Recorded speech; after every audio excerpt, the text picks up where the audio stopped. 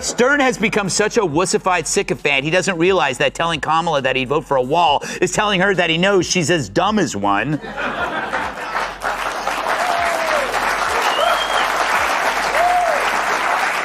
I mean, not to mention, Trump is the wall candidate, not Cackle's McKnee pads.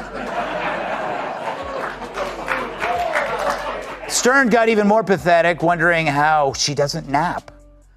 That brings me to Howard Stern and his interview of Kamala Harris, where he put the cards on the table about how he was feeling, in particular about her latest media tour, which did not include Saturday Night Live, but she was lampooned on it a little. A lampoon may be too strong, but she was mocked, as they usually do, just to Republicans. Take a listen.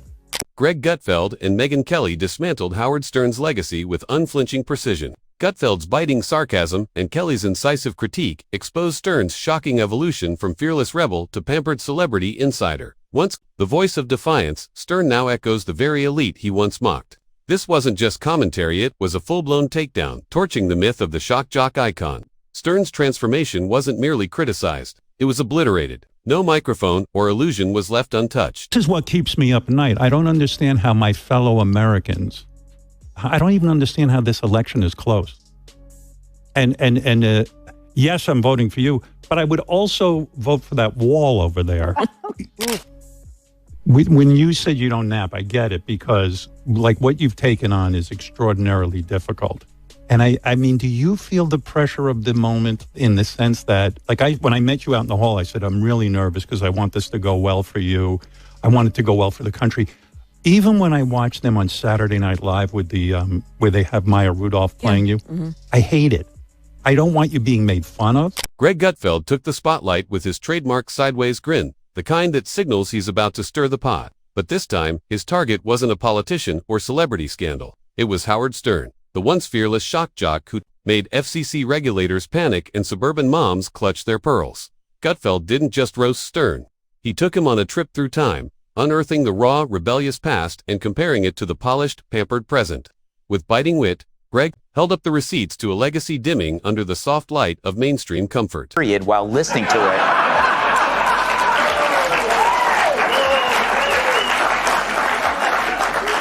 You should hear what keeps him up at night.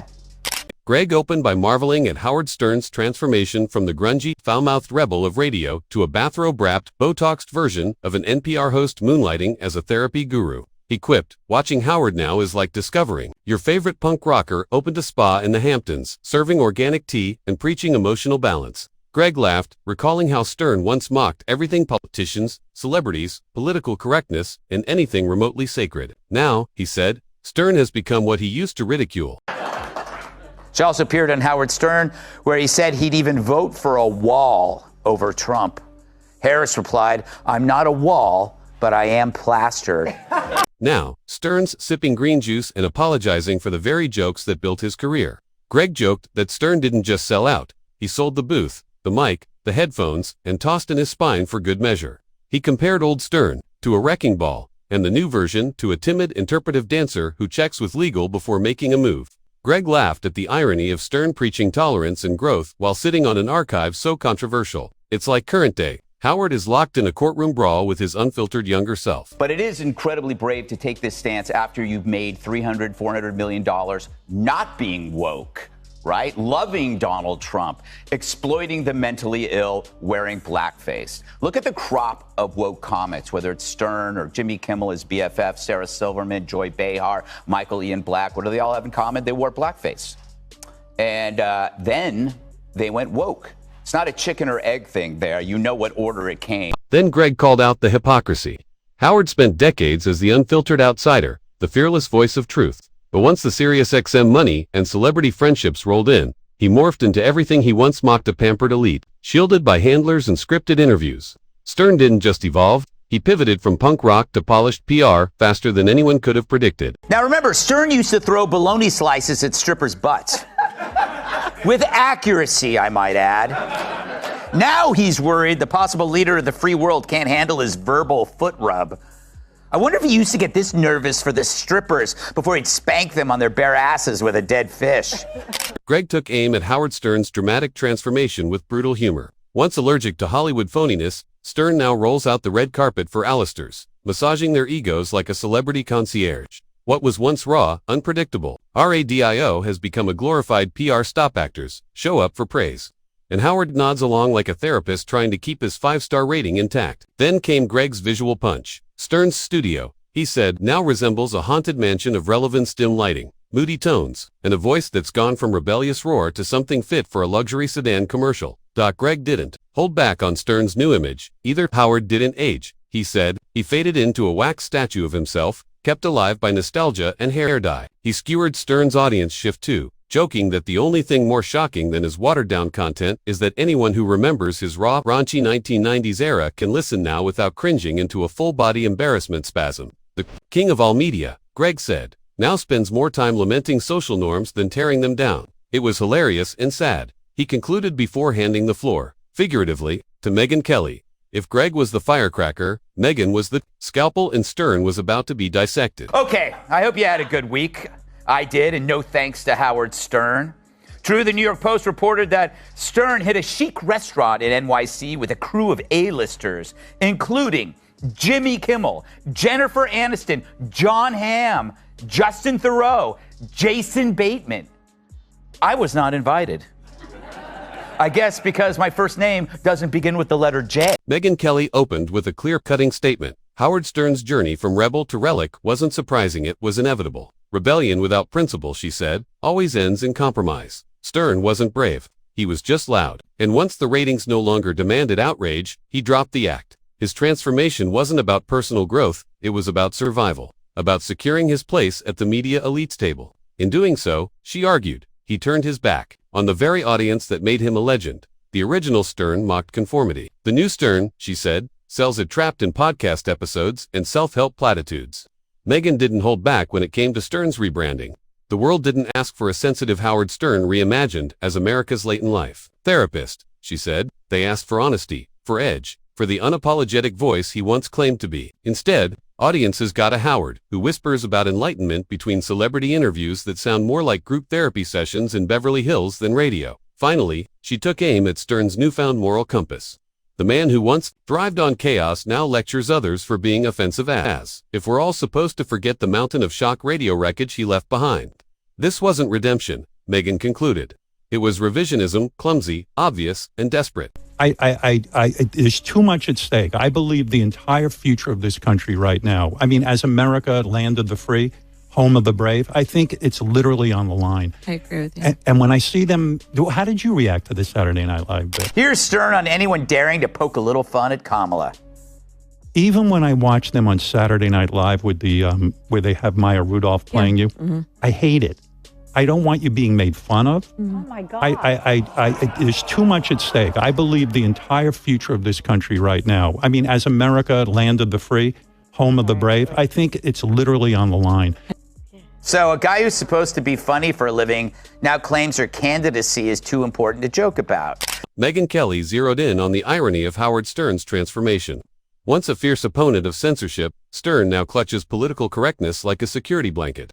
He didn't join the establishment, she said. He got swallowed by it. The man who once ridiculed virtue signaling now proudly leads the parade, donning a virtue-coated sash with pride. Megyn compared the old Stern to a lion-tamed fearless and the new Stern to a declawed house cat, purring for approval from the very people who once labeled him toxic. This wasn't evolution, she argued, it was retreat. And not for wisdom, but for acceptance. Then came her sharpest point. Megyn exposed the contradiction in Stern's self-image as an outsider while living in luxury, mingling with elites, and lecturing everyday Americans about empathy and social progress. The guy who built a career tearing down the walls of political correctness, she said, now spends his time building fences around his own privilege and calling it transformation. She laughed at how Stern treats his past like an ex he pretends never existed, carefully dodging decades of chaos as if they have no connection to the polished, messiah-like persona he promotes today. But there's no separating them, she insisted. The old Stern built the empire. The new Stern is just leasing the penthouse.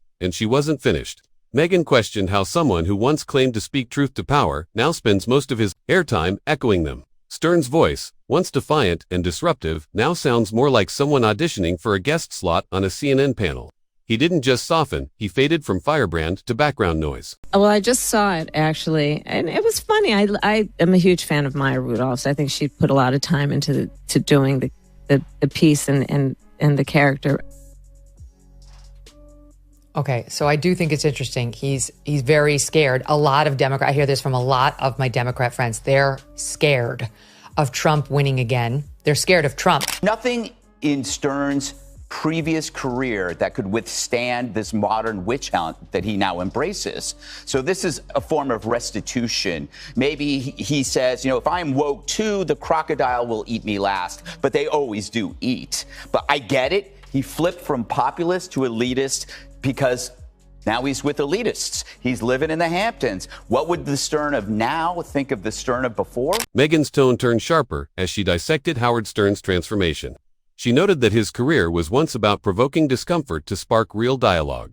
Now, Stern seems paralyzed by the fear of discomfort, fearful of being labeled, criticized, or appearing even slightly misaligned with the establishment he now tries so hard to impress. Her final blow was brutal, yet honest. Stern didn't evolve, he diminished. He retreated into the luxury of wealth, praise, and elite validation, all while clinging to the illusion that he's still the same raw voice behind the mic. But the rawness is gone. The filter he once mocked is now stitched tightly into his contract. Greg jumped in for one final punch, comparing Stern to a comedian who lost his punchline but keeps telling the same tired joke. He said every broadcast feels like a forced attempt to be taken seriously by a world that never wanted him serious to begin with.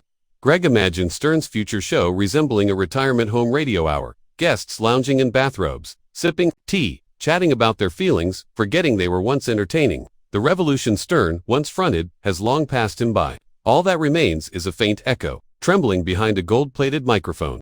Right after the Columbine massacre that the killers should have raped the students before killing them. Not that I like that Stern, but this pendulum swing from saying the most tasteless thing in the universe to putting your balls in a Tic Tac container. You got to wonder what's going on here. It's striking that the king of the most misogynistic humor ever now turns into a breathless over a progressive, hopelessly shallow candidate. Megyn nodded in agreement, delivering a final, cutting observation. Howard Stern's tragedy wasn't in his evolution, it was in his betrayal. He didn't grow, he surrendered. He traded the rawness that once defined him for a seat at the very table he used to flip for laughs. He didn't become wiser, he became quieter. Not out of peace, but out of a need for permission. And in doing so, Megyn suggested, Stern left the door wide open for criticism, because in the world of radio legends, relevance comes with an expiration date and Stern's may already be past its sell-by sticker.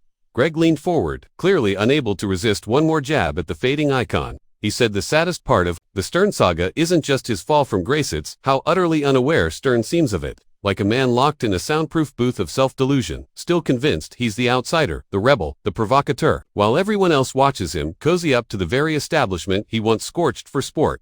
Greg painted Stern as someone who once ran toward controversy like a moth to a flamethrower, now retreating from it like it's a one-star Yelp review. He laughed. Stern used to broadcast with brass knuckles. Now it's soft gloves and emotional whispering, the kind of radio that comes with a weighted blanket and a cup of chamomile. He's not the king of all media anymore. He's the duke of all disclaimers. This is Stern's self-imposed penance for subjugating women to demoralizing stunts, capitalizing on desperate females thirsting for attention, even if it's from an oily paddle striking their bare asses. True, much of Stern's transformation is based mainly on a delusional hatred for Trump, but it's also coming from a bottomless hatred for himself and his past. Greg mocked how Stern now fills airtime with therapy talk, emotional breakthroughs, and drawn-out stories about his spiritual journey, each somehow circling back to how misunderstood he is. Greg chuckled. It's not a show anymore. It's an audiobook no one asked for, narrated by a man trying to convince himself that relevance means parroting Twitter trends. Then Megyn stepped in, one final time cool.com, and unwavering. She said, what's truly disappointing isn't that Stern changed, but how he changed. He had the platform, the power, and the nerve to question everything, instead chose to question nothing. He didn't embrace the new rules out of belief. He adopted them out of fear. Fear of being left behind. She noted that Stern, once the face of defiance, now defines himself by how carefully he follows the script. In doing so, he's become a shadow of his former self, a cautionary tale of what happens when rebellion is traded for comfort and authenticity is sold off for social clout. Megyn said. Stern doesn't owe anyone an apology for growing up. But pretending that maturity means erasing the past and acting like it never happened, that's not growth, that's cowardice. And when your whole identity was built on brutal honesty, abandoning it for applause isn't evolution, it's betrayal. Howard's simply redefining masculinity. And why is it always the male lefties who are so desperate to get rid of masculinity entirely? It's guilt and self-preservation. Because scrape beneath the surface of any liberal male, and what do you find? A creep, terrified of his priggish past. Piggish past, I mean, not priggish. What is priggish? Greg nodded, wrapping it up in his signature style. Howard Stern didn't just walk away, he renovated the place, replaced every wall with mirrors, and now spends his time admiring the reflection of a man he barely resembles. That's the real tragedy. Not that Stern changed, but that he forgot who he was. The shock jock became a safe space. The provocateur turned into a people pleaser. The voice of rebellion faded into a soft echo inside a velvet-lined booth. When a king stops leading and starts chasing applause, the kingdom doesn't collapse, just tunes out. And that silence, it's louder than anything Stern could ever scream into a microphone.